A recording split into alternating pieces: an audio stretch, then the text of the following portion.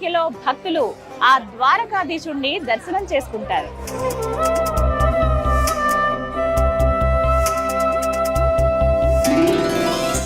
ఆలయ ప్రవేశానికి ఇదే ప్రధాన ద్వారం అండి. మొత్తంగా 56 మెట్లుంటాయి. ఈ మెట్లెక్కి పైన ఉన్న ఆ ద్వారకాధీశుడిని దర్శించుకుంటారు భక్తులు.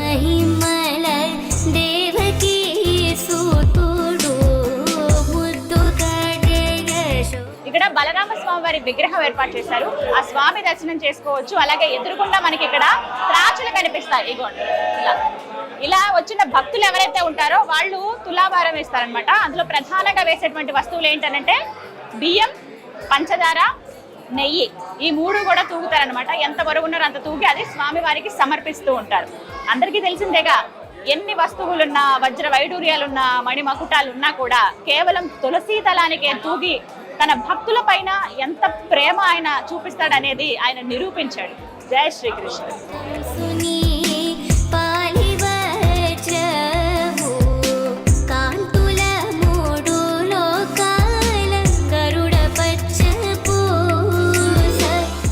ద్వారకలో అడుగు పెట్టిన దగ్గర నుంచి మనసుని ఒక ఆధ్యాత్మిక భావన కమ్ముకుంటుందండి.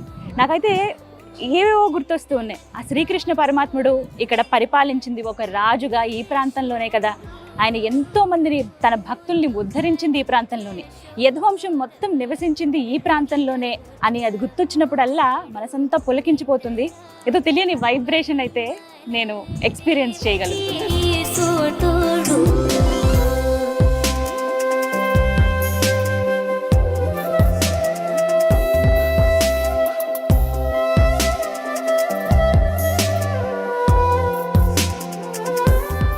అయితే ఆ ద్వారక సముద్రంలో మునిగిపోయింది, కానీ కొన్ని సాక్ష్యాలను మాత్రం సజీవంగా గుర్తుగా వదిలివేసింది.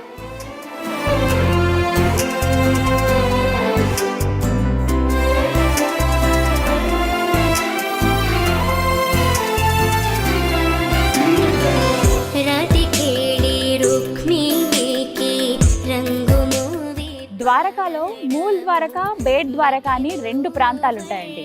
బేట్ ద్వారక అంటే సముద్రంలో మునిగిపోయిన విశ్వకర్మ నిర్మించిన శ్రీకృష్ణ భగవానుడు పరిపాలించిన ద్వారకా నగరం. మూల్ ద్వారక అంటే ఇదిగో ఇక్కడ కనబడుతుందే ఆలయాన్ని నిర్మించిన ప్రదేశం. శ్రీకృష్ణ భగవానుడు ఇక్కడే కొలువై ఉన్నాడు. ఇదే మూల్ ద్వారకగా పిలుస్తారు.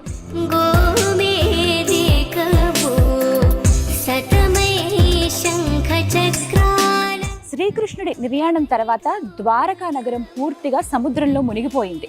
అయితే శ్రీకృష్ణుడి మునిమనవడు వజ్రనాభుడు శ్రీకృష్ణ పరమాత్ముడికి గుర్తుగా, అంటే జ్ఞాపకార్థంగా ఒక ఆలయాన్ని నిర్మించాలనుకున్నాడు. అదే ఈ మూల్ ద్వారక. సముద్రానికి దగ్గరగానే మనకు కనిపిస్తుంది. గోమతి నది తీరంలోనే ఉంటుంది.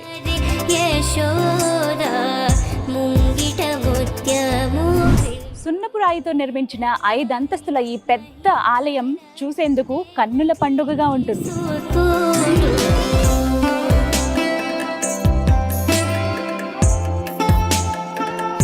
ఈ ఆలయ మార్గాల పేర్ల వెనక మర్మం ఏంటో తెలుసా? ఆ శ్రీకృష్ణ భగవానుని దర్శనం చేసుకోవాలంటే స్వర్గానికి వెళ్ళాలిగా. ఆ స్వర్గ మార్గం గుండా లోపలికి వెళ్ళి ఆ స్వామి దర్శనం చేసుకుని ఆయన అనుగ్రహించిన మోక్షం ద్వారా ఆ మోక్ష మార్గం నుంచి బయటకు వస్తాం.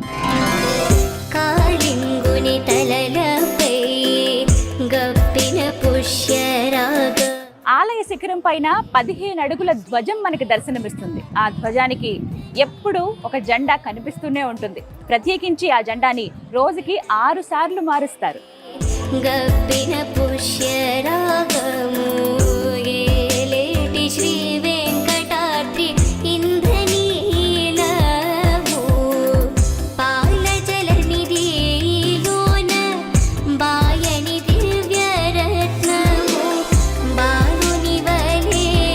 స్వామివారికి రోజు 6 రకాల సేవలు జరుగుతాయి. ఉదయం 6:30కే మంగళ హారతితోటి స్వామివారిని మేల్కొల్పుతారు. 10:30కి శృంగార హారతి ఉంటుంది. ఇక మధ్యాహ్నం 12 గంటలకి రాజ్ భోగ్ ఉంటుంది. 1 గంటకి ఆలయం మూసివేస్తారండి. ఇక తిరిగి 5 గంటలకి ఉద్దాపనతో ఆలయం మళ్ళీ తెరుస్తారు. అప్పటి నుంచి చూసుకుంటే ఇక ఎంతో మంది భక్తులు స్వామిని దర్శనం చేసుకుంటూనే ఉంటారు. ఇక 7:30కి సంధ్యాహారతి ఉంటుంది. ఇక రాత్రి 8:30 శయనహారతి ఉంటుంది. ఇక 9:30కి గుడి క్లోజ్ చేస్తారు. ఇక్కడ స్వామిని ద్వారకాధీశుడిగా కొలుస్తారు.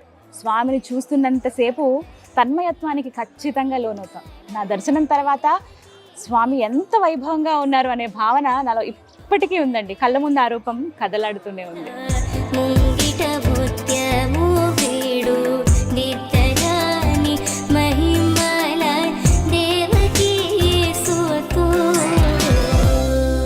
ద్వారక ప్రధాన ఆలయం చుట్టూ ఎన్నో ఉపాలయాలు దర్శనమిస్తాయండి. అందులో ప్రధానంగా దేవకి వసుదేవుల ఆలయాలు, బలరాముడు, రేవతి అమ్మవారి ఆలయం, అలాగే రుక్మిణి, సత్యభామ, జాంబవతి ఆలయాలు మనకి దర్శనమిస్తాయి.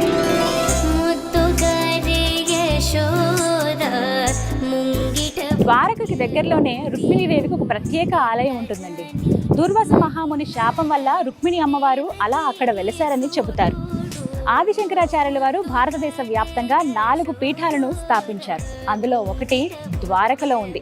ద్వారక ప్రధాన ఆలయం ఏదైతే ఉందో శ్రీకృష్ణ భగవానుడిది, ఆలయం వెనుక భాగంలోనే మనకి శారదా పీఠం శ్రీ ఆది శంకరాచార్యుల వారిదని రాసి ఉంటుంది. లోపలికి వెళ్ళి కాసేపు ధ్యానం చేసుకోవచ్చు. ద్వారకాధీష్ ఆలయానికి 34 కిలోమీటర్ల దూరంలో బేట్ ద్వారక అనే ప్రాంతం ఉంటుందండి. ఏదైతే విశ్వకర్మ ఒక నగరాన్ని నిర్మించారో, శ్రీకృష్ణ భగవానుడు పరిపాలించాడో అదే ద్వారకా నగరం. అది సముద్రంలో మునిగిపోయిందని అందరికీ తెలిసిన విషయమే. అయితే కొన్ని శాటిలైట్ దృశ్యాల ద్వారా మనకి తెలిసింది అక్కడ ఇప్పటికీ ఆ నగరం ఆనవాళ్లు ఉన్నాయని. అలా ఎవరైతే ఆసక్తి ఉంటుందో, చూడాలని కోరుకుంటారో వారిని ప్రత్యేకంగా అక్కడికి తీసుకువెళ్తారు. అక్కడికి వెళ్ళి సముద్రంలో స్కూబా డైవింగ్ ద్వారా ఆ ప్రాంతాన్ని తిలకించవచ్చు. అయితే ఇంకా కొద్ది రోజుల సమయం ఉంది దీనికి. దీపావళి తర్వాత ప్రతి ఒక్కరికి కూడా వీక్షించేటువంటి అవకాశం కల్పిస్తుంది.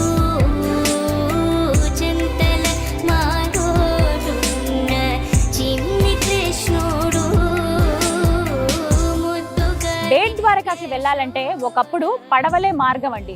కానీ ఇప్పుడు ప్రభుత్వం ప్రత్యేకంగా సుదర్శన్ సేతు అనే ఒక బ్రిడ్జిని ఏర్పాటు చేసింది.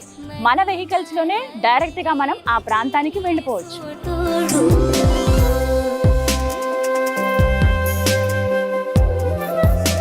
కంసుడిని సంహరించిన తర్వాత కంసుడి మామైన జరాసంధుడు శ్రీకృష్ణుడి పైన కోపంతో 17 సార్లు మధుర పైన దండెత్తాడు. దానివల్ల ఎంతో మంది యాదవ సైన్యాన్ని కోల్పోయారు.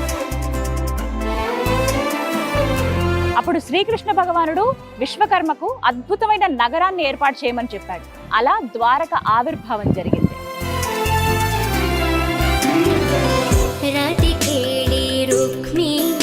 కృష్ణుడు కొడుకు సాంబడు కడుపులో ఒక ముసలం పుడుతుంది.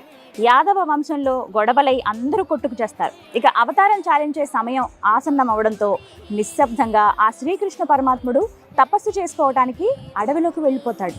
అక్కడ ఉద్ధవుడు వేసిన బాణం గుచ్చుకుని నిర్యాణం చెందుతాడు. ఆ విషయం తెలిసిన బలరాముడు కూడా అవతారం చాలిస్తాడు.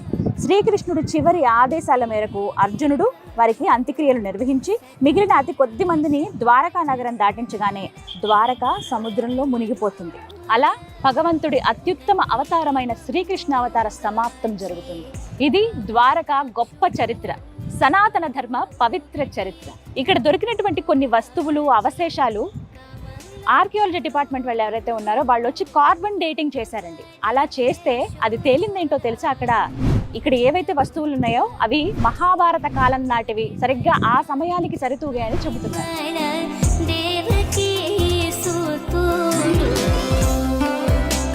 సముద్రంలో మునిగిపోయిన ద్వారకా నగరాన్ని వీక్షించేందుకు ప్రభుత్వం వారు సబ్మరైన్ సేవలను తీసుకొస్తున్నారు. ఆసక్తి ఉన్నవారు వెళ్ళి ఆ నగరాన్ని వీక్షించవచ్చు. అయితే మరికొన్ని రోజుల సమయం పడుతుంది.